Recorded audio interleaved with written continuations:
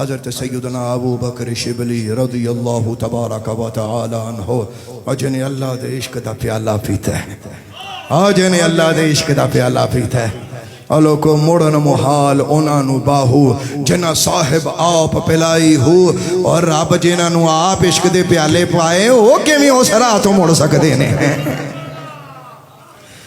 حضرت سیدنا ابو بکر شبلی فرماتے ہیں یہ دردناک روایت ہے، میں جب بھی اس کو پڑھتا ہوں مجھے رونا آتا ہے۔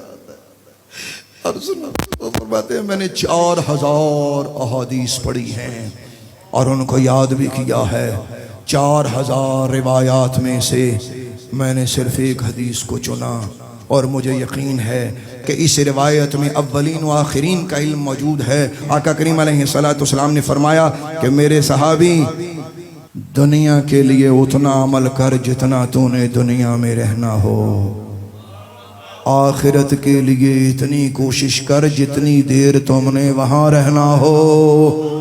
اللہ اکبر، بات بہت بڑی ہے۔ ابھی ایک حصہ اس حدیث پاک اور آگے رہتا ہے، دنیا میں کوئی کتنا جیا، صدیاں بھی جی لوگے نا تو پتہ نہیں چلتا۔ میں نے اکثر بوڑھے بزرگوں سے کئیوں سے پوچھا ہے، عمر رسیدہ لوگوں سے پوچھا ہے کہ آپ کی اتنی زندگی گزری آپ کو کیسی لگی؟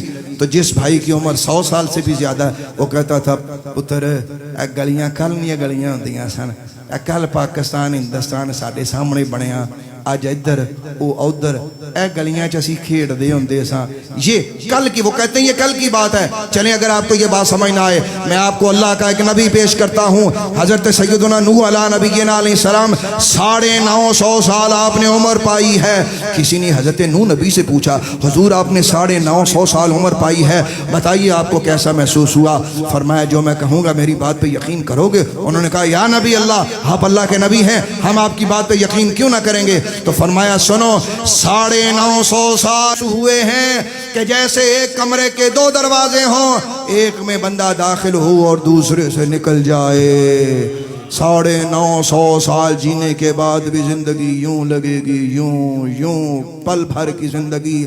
آپ کو وہ بچھڑے ہوئے لوگ یاد آئیں گے، وہ گزرے ہوئے موسم یاد آئیں گے، وہ آپ سے چھوٹی ہوئی گلیاں آپ کو یاد آئیں گی۔ کبھی آپ کہو گے یا اللہ میرا بچپن لوٹا دے، کبھی کہو گے یا اللہ میری جوانی لوٹا دے، کبھی کہو گے یا اللہ میرے دوست لوٹا دے، کبھی کہو گے یا اللہ میرا فلاں رشتہ لوٹا دے۔ لیکن لوگوں جو بھی گیا، گلی چھوٹی دوبارہ نہیں ملی، یار چھوٹا دوبارہ نہیں ملا، ماں باپ چھوٹے دوبارہ نہیں ملے، سجن بیلی علاقے جو چھوٹتے گئے وہ دوبارہ نہیں ملتے۔ 950 سال حضرت نوح نبی فرماتے ہیں کہ مجھے یوں محسوس ہوا کہ میں ایک کمرے میں داخل، ایک دروازے سے داخل ہوا، دوسرے دروازے سے نکل گیا۔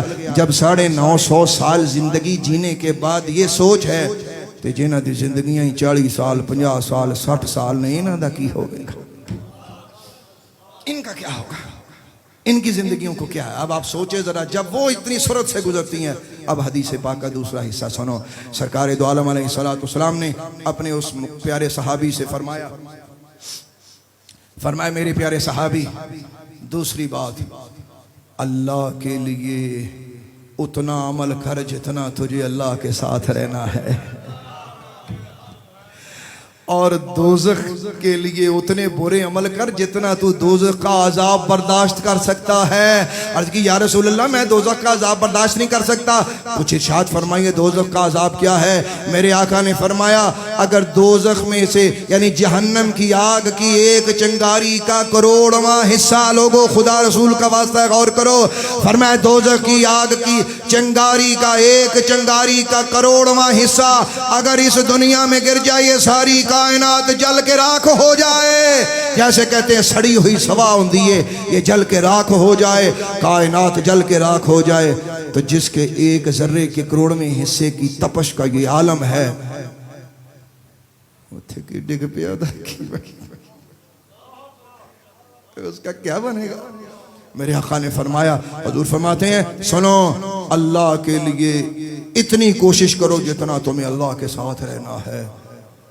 اللہ دے نال کنا کرنا ہے پتہ ہے؟ ہمیشہ ہمیشہ ہمیشہ اللہ نے آپ کو جنت میں رکھنا ہے۔